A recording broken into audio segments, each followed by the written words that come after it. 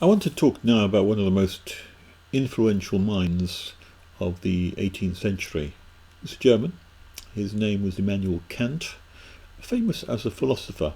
He wrote rather huge and complex books about reason and knowledge.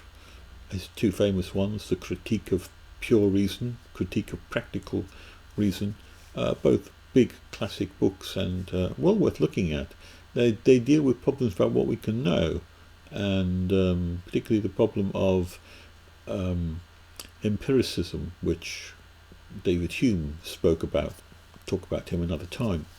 And he settled that in a way which was satisfactory to many people. But I just want to introduce you to Kant and some of his ideas in a very small book.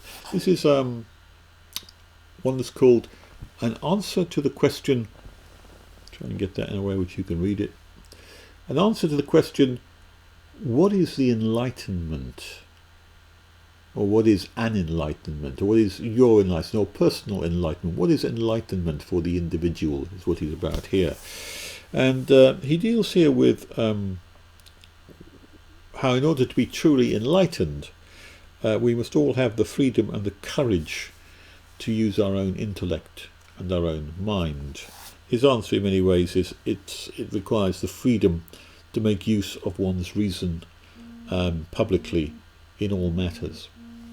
I'm going to read to you just a small section of an answer to the question. This is actually a very small essay.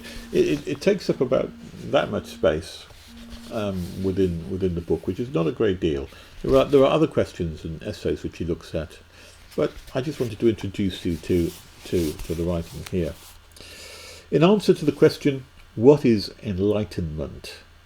Enlightenment is man's emergence from his self-incurred immaturity. Immaturity is the inability to use one's own understanding without the guidance of another.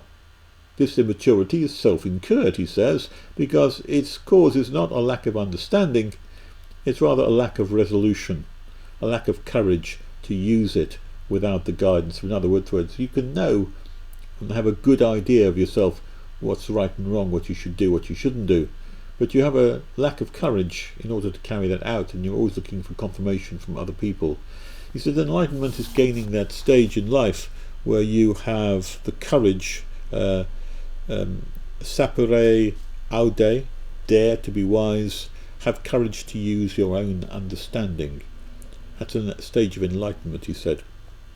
Laziness and cowardice are the reasons why such a large proportion of men, even when nature has long emancipated from alien guidance,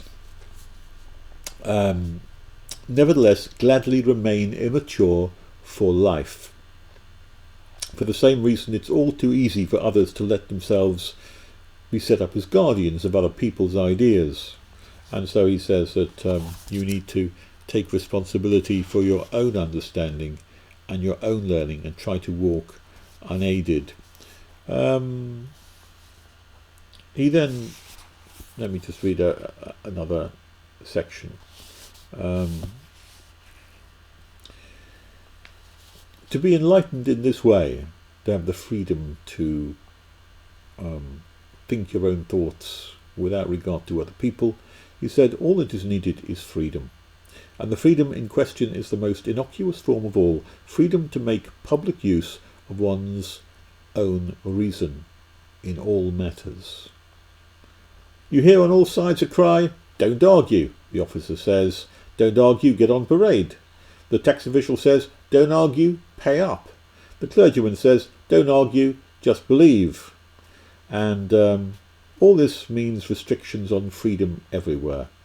But which sort of restriction prevents enlightenment, and which, instead of hindering it, can actually promote it? I reply, the public use of a man's reason must always be free, and it alone can bring about enlightenment amongst men. Of course he means women as well, but that was what it was like in 1784. That's when this was written. Quite an interesting challenge.